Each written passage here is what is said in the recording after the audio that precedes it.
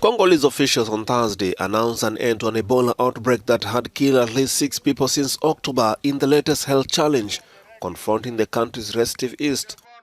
The most recent outbreak erupted in North Kivu province, the same part of Congo where more than 2,200 people died during an earlier Ebola epidemic that began in 2018. Congolese health workers had been able to limit widespread infections and save lives, according to the World Health Organization's Regional Director for Africa. Research has shown that the first case from the latest outbreak likely represented a new flare-up of the 2018-2020 Ebola outbreak due persistence of the virus in the community, according to WHO.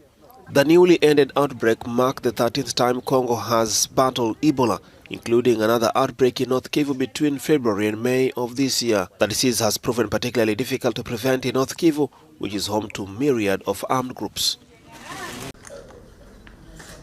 Ethiopia is seeking more collaboration with other African countries to help it struggle with the ongoing internal conflicts.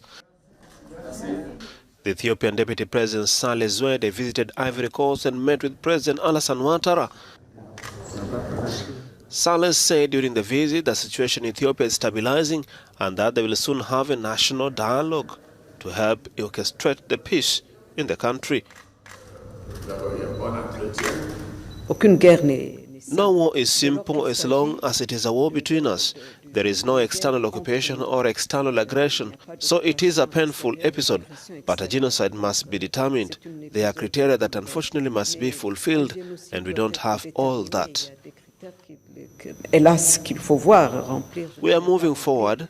The situation is also stabilizing, and we will soon have a national dialogue that will determine the future of our beautiful country, Ethiopia.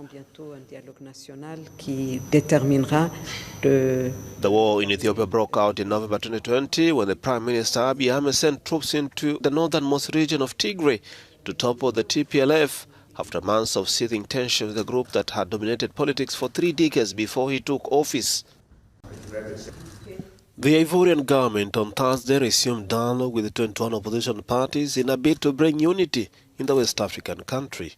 In attendance were various government officials of the ruling party, former Presidents Henry Konan Bedi and Laurent Gbagbo, respectively heads of Democratic Party of Cote d'Ivoire (PDCI) and the Party for African People.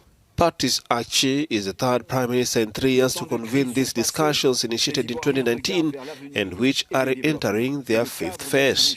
He said the times of crisis are over. Ivorians are looking towards the future and development. The framework for our exchange must fit into this new national reality and this new positive dynamic for Cote d'Ivoire and for Ivorians. And we will be there on Tuesday with other proposals and our contribution for a lasting peace in this country.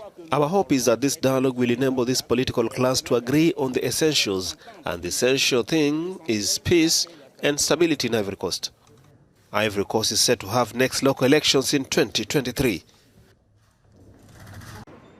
Madagascar opened an international airport entirely financed by French companies. Meridian, Bouygues, Bâtiment International, Colas and ADP have invested jointly 220 million euros in the facilities. The concession of the airport will last for 28 years. The objective is to become an airport of reference in the region. We are now at the end of the runway, ready for takeoff, with the objective of becoming a reference airport in the Indian Ocean. We hope that this new terminal will not only serve the economic and tourist development of Madagascar, but also become a place of life and a showcase for the flora and culture of Madagascar. The new facilities were built to the latest international environmental standards and will be able to accommodate up to 1.5 million passengers a year. Tunisian lawyers and rights activists lodged an appeal against the imprisonment of 2 men for same-sex act, part of efforts they hope can decriminalise homosexuality. The men concerned, who were sentenced to a year in prison since the lower court rejected their first appeal in July 2020, are appealing to the country's top court to overturn the sentence that they claim violates international standards. Today we filed the appeal in the case of the young man from KEF. Today we have the opportunity to defend the LGBTI community to oppose the Article 230 of the Tunisian Penal Code.